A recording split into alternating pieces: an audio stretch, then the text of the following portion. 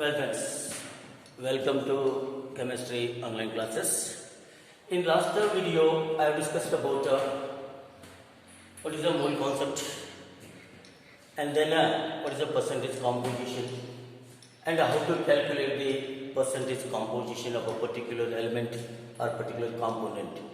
That is, the percentage composition means the number of parts by mass of a particular component present in 100 parts by mass of a given compound.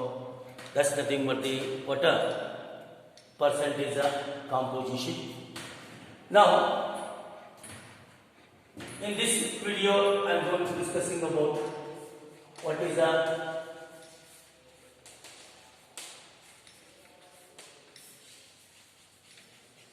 empirical formula. Empirical formula is the simplest formula. It indicates in a what a simple ratio the different elements are present in a given molecule. Just for example, in a benzene C6H6, the ratio of atoms of carbon and hydrogen is 1:1. In this ratio, these elements are present in this compound. Therefore, the empirical formula is this a ratio. Empirical formula is a CH. Then, in case of the methane, ethane, C2H6. In this ethane, the carbon and hydrogen atoms are present in the ratio 1:3. Therefore, the empirical formula is CH3. Empirical formula is the simplest formula. It indicates the simple whole number ratio of the different atoms present in one molecule. That is nothing but the empirical formula. ಇಲ್ಲಿ ಇದು ಅತಿ ಸರಳವಾದಂತಹ ಸೂತ್ರ. ಇಲ್ಲಿ ಏನಾಗಿರ್ತದೆ ಅಂತಂದ್ರೆ ಬೇರೆ ಬೇರೆ ಅಟಮ್ಸ್ಗಳು ಒಂದು molecule ಒಳಗ ಯಾವ ರೇಷಿಯೋದೊಳಗಿದಾವ ಅಂತ ತೋರಿಸುತ್ತೆ. ಇನ್ನು ಬೆಂಜೀನ್ದೊಳಗ ಕಾರ್ಬನ್ ಮತ್ತು ಹೈಡ್ರೋಜನ್ 1:1 ರೇಷಿಯೋದೊಳಗಿದಾವ. ಅದಕ್ಕೆ ಅದರ ಫಾರ್ಮುಲಾ ಎಂಪಿರಿಕಲ್ ಫಾರ್ಮುಲಾ ಏನಾಗುತ್ತೆ ಅಂದ್ರೆ CH ಆಗುತ್ತಾ. ಮಿಥೇನ್ ಒಳಗ 1:3 ರೇಷಿಯೋದೊಳಗಿದಾವ. ಅದಕ್ಕೆ ಅದರ ಎಂಪಿರಿಕಲ್ ಫಾರ್ಮುಲಾ CH3 ಆಗುತ್ತಾ. ಈಗ ಗ್ಲೂಕೋಸ್ ಏನಾಗುತ್ತಪ್ಪ ಅಂತಂದ್ರೆ C6H12O6 ಅದರ ಮಾಲಿಕ್ಯುಲರ್ ಫಾರ್ಮುಲಾ ಇದೆ. ಇಲ್ಲಿ ಏನಾಗಿದೆ ಅಂದ್ರೆ 1:2 there is a 1 ಆಗಿದೆ. because 6:12:6 ಇದೆ. ಇದನ್ನ 6 ರಲ್ಲಿ ಡಿವೈಡ್ ಮಾಡಿಬಿಟ್ಟಿದ್ರೆ common number minimum common number 6 ಇದೆ. 6 ರಲ್ಲಿ ಡಿವೈಡ್ ಮಾಡಿಬಿಟ್ಟಿದ್ರೆ 1:2:1 ಆಗುತ್ತಾ. ಅಂದ್ರೆ ಇದರ ಎಂಪಿರಿಕಲ್ ಫಾರ್ಮುಲಾ ಏನಾಗುತ್ತೆ ಅಂದ್ರೆ CH2O ಆಗುತ್ತೆ. ಅದರಂತೆ ನಿಮ್ಮ ಎಸ್ಟಿಕ್ ಆಸಿಡ್ ಅನ್ನು ತಗೊಂಡ್ರೆ ಏನು ತಿಳ್ಕೊಳ್ಳಿ ಅಥವಾ ಇಥಿನೋಯಿಕ್ ಆಸಿಡ್ ಅಂತ ಹೇಳ್ತೀವಿ. ಇದರ ಹೈಬ್ರಿಡ್ ನೇಮ್ ಇಥಿನೋಯಿಕ್ ಆಸಿಡ್. ಏನಿದೆ ಅಂತಂದ್ರೆ ಇದರ ಫಾರ್ಮುಲಾ ಏನಾಗುತ್ತೆ C2H4O2 ಅಂತ ಆಗುತ್ತಾ. ಇದದ್ದು ಒಳಗೂ ಯಾವ ರೇಷಿಯೋದೊಳಗಿದಾವ ಅಂದ್ರೆ ಕಾರ್ಬನ್ ಮತ್ತು ಹೈಡ್ರೋಜನ್ ಆಕ್ಸಿಜನ್ 1:2:1 ರೇಷಿಯೋದೊಳಗಿದಾವ. ಇದದ್ದು ಎಂಪಿರಿಕಲ್ ಫಾರ್ಮುಲಾ ಏನಾಗುತ್ತೆ ಅಂತಂದ್ರೆ CH2O ಆಗುತ್ತೆ. ದೆನ್ ಆಸ್ಪಿರಿನ್ ಬರುತ್ತೆ C2H2 ಅಂತ ಬರುತ್ತೆ. C2H2 ದೊಳಗ ಏನಾಗುತ್ತೆ ಅಂತಂದ್ರೆ 1:1 ರೇಷಿಯೋದೊಳಗಿದಾವ. ಇದರ ಫಾರ್ಮುಲಾ ಏನಾಗುತ್ತೆ ಅಂದ್ರೆ CH ಆಗುತ್ತೆ ಎಂಪಿರಿಕಲ್ ಫಾರ್ಮುಲಾ. ಇನ್ನ ಈಥೀನ್ ಅನ್ನು ತಗೊಳ್ಳಿ, ಈಥೈನ್ ಅಥವಾ ಆಸ್ಪಿರಿನ್ ಅಂತ ಹೇಳ್ತೀವಿ. C2H4 ಆಗಿದೆ. ಇಲ್ಲಿ ಏನು ಬರ್ತದೆ ಅಂದ್ರೆ 1:2 ಇದೆ. ಇದರ ಎಂಪಿರಿಕಲ್ ಫಾರ್ಮುಲಾ CH2 ಆಗುತ್ತಾ. ಅಂದ್ರೆ ಎಂಪಿರಿಕಲ್ ಫಾರ್ಮುಲಾ ಅನ್ನೋದು ಒಂದು ಸಿಂಪಲ್ ಆದಂತಹ ಫಾರ್ಮುಲಾ. ಇಲ್ಲಿ ಸಿಂಪಲ್ ಹೋಲ್ ನಂಬರ್ ರೇಷಿಯೋ, ಬೇರೆ ಬೇರೆ ಎಲಿಮೆಂಟ್ಗಳ simple whole number ratio in what ratio that elements are present in that molecule. ಹೌದಾ? ಆ ಒಂದು ಮಾಲಿಕ್ಯೂಲ್ ಒಳಗ ಆ ಬೇರೆ ಬೇರೆ ಐಟಮ್ಗಳು ಯಾವ ರೇಷಿಯೋ ಈಗ CH4 ದ ಎಂಪಿರಿಕಲ್ ಫಾರ್ಮುಲಾ ಏನಾಗುತ್ತೆ ಅಂತಂದ್ರೆ ಇಲ್ಲಿ 1:4 ರೇಷಿಯೋದೊಳಗಿದಾವ ಅಂದ್ರೆ ಇದರ ಮಾಲಿಕ್ಯುಲರ್ ಫಾರ್ಮುಲಾ CH4 ಆಗುತ್ತಾ. HNO3 ಅಂತ ಇದೆ, ಈ HNO3 ದೊಳಗ 1:1:3 ರೇಷಿಯೋದೊಳಗಿದಾವ. ಇದರದ್ದು ಫಾರ್ಮುಲಾ ಏನಾಗುತ್ತೆ ಅಂದ್ರೆ HNO3 ಆಗುತ್ತಾ. ಇನ್ನ H2SO4 ಅಂತ ಬರುತ್ತೆ, ಈ H2SO4 ದೊಳಗ 2:1:4 ಇದೆ. ಅಂದ್ರೆ ಇದರದ್ದು ಫಾರ್ಮುಲಾ ಏನಾಗುತ್ತೆ ಅಂದ್ರೆ ಎಂಪಿರಿಕಲ್ ಫಾರ್ಮುಲಾ ಇದು H2SO4 ಆಗುತ್ತೆ. ಇದು ಎಂಪಿರಿಕಲ್ ಫಾರ್ಮುಲಾ, ಇದು ಕಾಂಪೌಂಡ್ ಹೌದಾ. ಇದು ಏನಾಗುತ್ತೆ ಅಂದ್ರೆ ರೇಷಿಯೋ ಆಗುತ್ತೆ. This is nothing but the empirical formula. Then what is the molecular formula? Molecular formula means it is the actual formula. It indicates in a molecule in a what actual number of or in what actual ratio the different atoms are present, or it is a total number of atoms of different elements present in a molecule. That is nothing but a molecular formula. Molecular formula is the actual formula of the molecule. It indicates the total number of atoms of different elements present in one molecule. That is nothing but the molecular formula. Molecular formula ಅಂದ್ರೆ ಇದು actual formula. Actual ಆಗಿ ಬೇರೆ ಬೇರೆ atoms ಗಳು ಒಂದು molecule ಒಳಗೆ ಎಷ್ಟೆಷ್ಟು ಇದಾವ ಅಂತ ಹೇಳ್ತಿರ್ತಾನ, ಅದಕ್ಕೆ ಏನಂತೀವಿ ಅಂದ್ರೆ ನಾವು ಮಾಲಿಕ್ಯುಲರ್ ಫಾರ್ಮುಲಾ ಅಂತ ಹೇಳ್ತೀವಿ. ಇಲ್ಲಿ molecular formula of the benzene. Benzene ಏನಾಗುತ್ತೆ ಅಂತಂದ್ರೆ ಬೆಂಜೀನ್ ಒಳಗ ಕಾರ್ಬನ್ ಮತ್ತು ಹೈಡ್ರೋಜನ್ 1:1 ರೇಷಿಯೋದಲ್ಲಿ ಇದಾವ. ಅದಕ್ಕಾದ್ರೆ ಎಂಪಿರಿಕಲ್ ಫಾರ್ಮುಲಾ ಏನಾಗುತ್ತೆ ಅಂದ್ರೆ CH ಆಗುತ್ತಾ. ಮಾಲಿಕ್ಯುಲರ್ ಫಾರ್ಮುಲಾ ಏನಾಗುತ್ತೆ ಅಂತಂದ್ರೆ C6H6 ಆಗುತ್ತಾ. ಅದೇ ಗ್ಲೂಕೋಸ್ ದೊಳಗ ಏನಾಗುತ್ತೆ ಅಂತಂದ್ರೆ 1:2 that is a 1 ಇದೆ ಅಂದ್ರೆ C6H12O6 ಆಗುತ್ತಾ. ಇಲ್ಲಿ ಏನಿದೆ ಅಂತಂದ್ರೆ CH2O ಅಂತ ಇದೆ. ದೆನ್ ಅಸಿಟಿಕ್ ಆಸಿಡ್ ನಲ್ಲೂ ಕೂಡ ಏನಾಗಿದೆ ಅಂದ್ರೆ CH2 ಅನ್ನೋದು ಎಂಪಿರಿಕಲ್ ಫಾರ್ಮುಲಾ ಆಗಿದೆ. ಬಟ್ ಆಕ್ಚುಯಲ್ ಆಗಿ ಏನು ಎಷ್ಟಿದಾವ ಅಂತಂದ್ರೆ C2H4O2 ಅಂತ ಇದೆ. ಈ ತರ ನಾವು ಏನು ಮಾಡ್ತೀವಿ ಅಂದ್ರೆ it is the actual formula. It indicates the total number of atoms of different elements present in one molecule. Actual ಆಗಿ ಎಷ್ಟೆಷ್ಟು ಅಟಮ್ಸ್ ಗಳಿದಾವೋ ಒಂದು ಮಾಲಿಕ್ಯೂಲ್ ಒಳಗ ಬೇರೆ ಬೇರೆ ಎಲಿಮೆಂಟ್ ಗಳ ಎಷ್ಟೆಷ್ಟು ಅಟಮ್ಸ್ ಗಳಿದಾವ ಅದನ್ನ ಹೇಳಬೇಕಾದ್ರೆ ಏನ್ ಹೇಳ್ತೀವಿ ಅಂದ್ರೆ ನಾವು ಮಾಲಿಕ್ಯುಲರ್ ಫಾರ್ಮುಲಾ ಅಂತ ಹೇಳ್ತೀವಿ. Molecular formula is equal to ಇಲ್ಲಿ molecular formula is equal to ಏನಾಗುತ್ತೆ ಅಂತಂದ್ರೆ empirical formula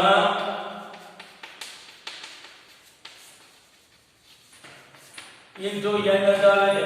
n is the natural number. n is a natural number. Therefore empirical formula into n ಅಂತ ನಾವು ಏನು ಮಾಡ್ತೀವಿ ಅಂತಂದ್ರೆ ಒಂದು ಫಾರ್ಮುಲಾವನ್ನು ರಿಲೇಶನ್ ಅನ್ನು ಕೊಡ್ತೀವಿ. This is the relationship between the molecular formula and empirical formula. Now how to calculate it? There is an empirical formula and a molecular formula of the given compound. See here please. ಇದನ್ನ annual exam ದಲ್ಲಿ ಒಂದು question ಅನ್ನು ಕೇಳ್ತಿದ್ದಾರೆ. ಇಲ್ಲಿ ಆ molecular empirical formula ಮತ್ತು molecular ಫಾರ್ಮುಲಾಗಳನ್ನ ಯಾವ ರೀತಿಯಾಗಿ ನಾವು ಏನು ಮಾಡಬಹುದು ಅಂತ ಕ್ಯಾಲ್ಕುಲೇಷನ್ ಮಾಡಬಹುದು ಅನ್ನೋದನ್ನ ಹೇಳ್ತದ. ಇಲ್ಲಿ a compound contains 4.07% hydrogen. See here please. Here the percentage will given 4.07% of hydrogen. ಒಂದು ಕಾಂಪೌಂಡ್ ಒಳಗಿದೆ 24.27% of carbon ಇದೆ. then 71.65% of chlorine ಇದೆ. ಈಗ ಇದರ ಮೊಲೆಕ್ಯುಲರ್ ಮಾಸ್ ಏನಿದೆ ಅಂತಂದ್ರೆ ಮೊಲೆಕ್ಯುಲರ್ ಮಾಸ್ ಕೊಟ್ಟಿದ್ದಾನೆ. Molecular mass is equal to that is 99 ಇದೆ. 99 what is the empirical formula and the molecular formula ಅಂತ ಹೇಳಿ ಇಲ್ಲಿ ನೋಡಿ ಫಸ್ಟ್ ಎಲಿಮೆಂಟ್ಸ್ ಗಳನ್ನು ಬರೆಯಿರಿ ಆ ಕಾಂಪೌಂಡ್ ಗಳ ಯಾವ ಎಲಿಮೆಂಟ್ ಗಳಿದಾವ ಅನ್ನೋದನ್ನ ಬರೆಯಿರಿ ಹೈಡ್ರೋಜನ್ ಇದೆ ದೆನ್ ಕಾರ್ಬನ್ ಇದೆ ಕ್ಲೋರಿನ್ ಇದೆ ಅದರ ಪರ್ಸೆಂಟೇಜ್ ಅನ್ನು ಬರೆಯಿರಿ ದಟ್ 4.07% ಇದೆ ಕಾರ್ಬನ್ ಎಷ್ಟಿದೆ ಅಂತಂದ್ರೆ 24.27% ಇದೆ ದೆನ್ ಹೈಡ್ರೋಜನ್ ಕ್ಲೋರಿನ್ ಎಷ್ಟಿದೆ ಅಂದ್ರೆ 71.65% ಇದೆ ಇವುಗಳನ್ನು ಕೊಟ್ಟಿದ್ದಾರೆ ಈಗ ಯಾವ ಎಲಿಮೆಂಟ್ ಇದಾವ ಅವುಗಳ ಪರ್ಸೆಂಟೇಜ್ ಎಷ್ಟಿದೆ ಅಂತ ಕೊಟ್ಟಿದ್ದಾರೆ ಮುಂದೆ ಮೊಲೆಕ್ಯುಲರ್ ಮಾಸ್ ಅನ್ನು ಕೊಟ್ಟಿದ್ದಾರೆ ನಮಗೆ ಈ ಪರ್ಸೆಂಟೇಜ್ ಅನ್ನ ಅಟಾಮಿಕ್ ಮಾಸ್ ಇಂದ ತೆಗೆಯಬೇಕಾಗುತ್ತೆ ಡಿವೈಡ್ ಮಾಡಿದಾಗ ಅಂದ್ರೆ ನಂಬರ್ ಆಫ್ ಮೋಲ್ಸ್ ಅನ್ನು ತೆಗೆಯಬೇಕಾಗತ್ತ ಆ ಎಲಿಮೆಂಟ್ ಗಳ ಎಷ್ಟು ಮೋಲ್ಸ್ ಇದಾವ ಒಂದು ಮಾಲಿಕ್ಯೂಲ್ ಒಳಗೆ ಒಂದು ಮೋಲ್ ಕಾಂಪೌಂಡ್ ಒಳಗೆ ಅಂತ ತೆಗೆಯಬೇಕಾಗುತ್ತೆ ಅದಕ್ಕೆ number of moles is equal to percentage divided by atomic mass divide ಮಾಡ್ರಿ percentage divided by atomic mass divide ಮಾಡಿದ್ರೆ ಅಂತಂದ್ರೆ ಅದರದ್ದು ನಂಬರ್ ಆಫ್ ಮೋಲ್ಸ್ ಬರುತ್ತೆ ಏನಾಗುತ್ತೆ ಅಂದ್ರೆ that is a 4.07 divided by 1.008 ಅಂದ್ರೆ ಎಷ್ಟು ಬರುತ್ತೆ ಅಂದ್ರೆ ನಿಯರ್ ಅಬೌಟ್ 4% ಆಗುತ್ತೆ then 4.1% ಆಗುತ್ತೆ ಸಾರಿ 4% ಆಗುತ್ತೆ that is a 24.27 divided by 12 it is a 2 ಆಗುತ್ತೆ approximate answer ಇದು 71.65 divided by 35.5 ಮಾಡಿದ್ರೆ ಅಂತಂದ್ರೆ ಇದು approximately answer 2 ಆಗುತ್ತೆ ಇಲ್ಲಿ ಈ ಪರ್ಸೆಂಟ್ ಏನು ಮಾಡಬೇಕಾಗುತ್ತೆ ಅಂತಂದ್ರೆ ರಿಲೇಟಿವ್ ಮಾಸ್ ರೇಟಿವ್ ರೇಷಿಯೋ ತೆಗಿಬೇಕಾಗುತ್ತೆ ರಿಲೇಟಿವ್ ರೇಷಿಯೋ ಅಂದ್ರೆ that is number in column 3 divided by minimum in 3 ಇದರಲ್ಲಿ ಡಿವೈಡ್ ಮಾಡ್ಕೋಬೇಕಾಗುತ್ತೆ ಈ ಮೂರನೇ ಕಾಲಮ್ ಒಳಗ ಆ ಕಾಂಪೌಂಡ್ ಅಥವಾ ಎಲಿಮೆಂಟ್ ಅದ ಪರ್ಸೆಂಟೇಜ್ ಅನ್ನ ಆ ಎಲಿಮೆಂಟ್ ಅದ ಅಟಾಮಿಕ್ ಮಾಸ್ ಡಿವೈಡ್ ಮಾಡಿದ್ರೆ ಅಂತಂದ್ರೆ ನಂಬರ್ ಆಫ್ ಮೋಲ್ಸ್ ಬರುತ್ತೆ ಆ ನಂಬರ್ ಆಫ್ ಮೋಲ್ಸ್ ನಿಂದ ನಾವು ಏನ್ ಮಾಡ್ಕೋಬೇಕಾಗುತ್ತೆ ರಿಲೇಟಿವ್ ರೇಷಿಯೋ ತೆಗಿಬೇಕಾಗುತ್ತೆ ಆ ರಿಲೇಟಿವ್ ರೇಷಿಯೋ ತೆಗಿಬೇಕಾದ್ರೆ ಏನ್ ಮಾಡ್ಬೇಕಾಗುತ್ತೆ ಮಿನಿಮಮ್ ನಂಬರ್ ಯಾವ್ದಿದೆ ಡಿವೈಡ್ ಮಾಡ್ರಿ ಅಂದ್ರೆ ಏನ್ ಬರುತ್ತೆ ಅಂತಂದ್ರೆ ಇದೆ ಈ ಮೂರು ನಂಬರ್ ಮಿನಿಮಮ್ ನಂಬರ್ ಎಷ್ಟಿದೆ 2 ಇದೆ ಅದರ 4 ಡಿವೈಡಿಂಗ್ ಬೈ 2 ಮಾಡ್ರಿ 2 dividing by 2 2 dividing by 2 1 is a 2 ಹಾಗಾದ್ರೆ ಇಲ್ಲಿ next this is nothing but a simple whole number ratio that is hydrogen carbon and chlorine are present in a ratio what are 2:1:1 therefore empirical formula is equal to that is a CH2Cl ಅಥವಾ H2CCl ಆಗುತ್ತೆ ಇದನ್ನ ಹೆಂಗ್ ಬರೀಬಹುದು ಅಂದ್ರೆ CH2Cl ಅಂತ ಬರೀಬಹುದು ಈಗ ಇದು mass of EF ಅನ್ನು ತೆಗೆಯಿರಿ mass of empirical formula is equal to ಏನಾಗುತ್ತೆ ಅಂದ್ರೆ ಇದರ 12 ಇದರ 2 ಪ್ಲಸ್ 35.5 ಎಷ್ಟಾಗುತ್ತೆ ನೋಡಿ ಇದು 49.5 ಆಗುತ್ತಾ 49.5 ಆಗುತ್ತಾ ನಿಮಗೆ ಮೊಲೆಕ್ಯುಲರ್ ಮಾಸ್ ಗೊತ್ತಿದೆ ಈ ಮೊಲೆಕ್ಯುಲರ್ ಮಾಸ್ ಅನ್ನ ಈ ಎಂಪಿರಿಕಲ್ ಮಾಸ್ ಗೆ ಡಿವೈಡ್ ಮಾಡಿದ್ರೆ ಅಂದ್ರೆ molecular formula is equal to ಒಂದು ಫಾರ್ಮುಲಾ ಗೊತ್ತಿದೆ ನಮಗೆ ಎಂಪಿರಿಕಲ್ ಫಾರ್ಮುಲಾ ಇಂಟು N ಅಂತ ಹೇಳಿ N is equal to that is the molar mass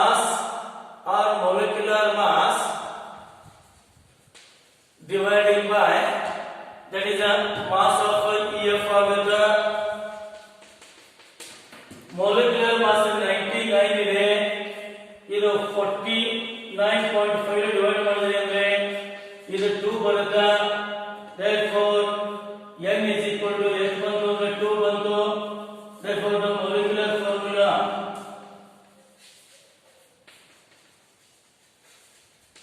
is equal to CH2Cl.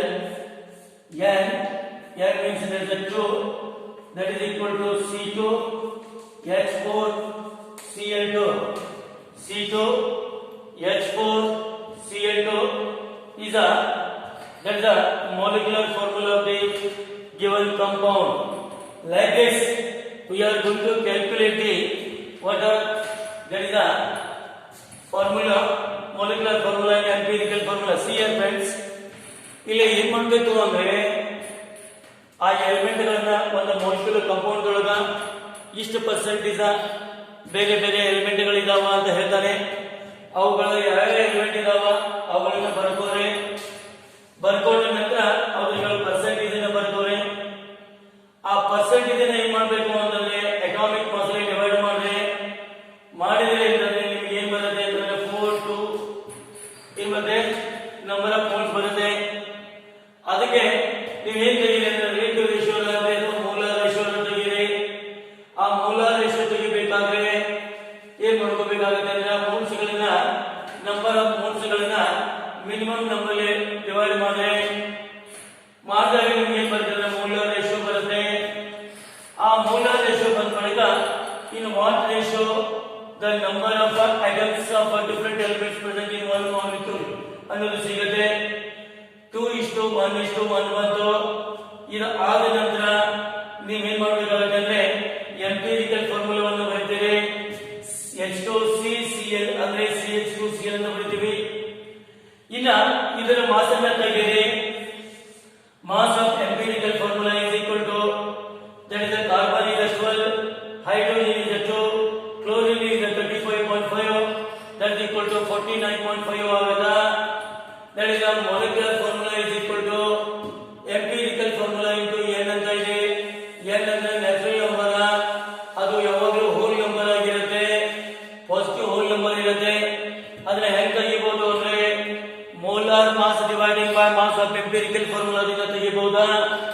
n is equal to molar mass divided by mass of empirical formula ಮಾಡಿದ್ರೆ ಅವಾಗ 99 divided by 49.5 ಮಾಡಿದಾಗ n is equal to 2 ಬರುತ್ತೆ. molecular formula is equal to CH2Cl.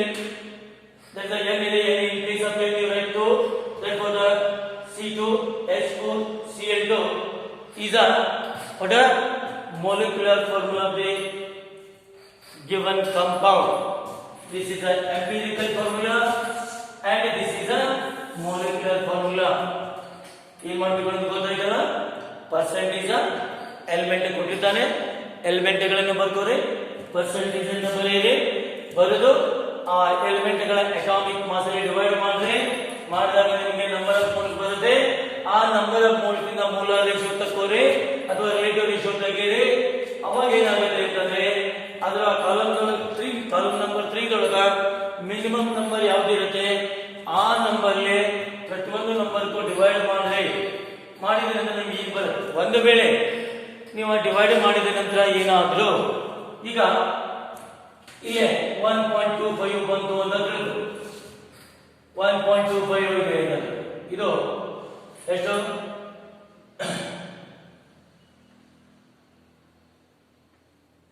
3 divided by 4 no.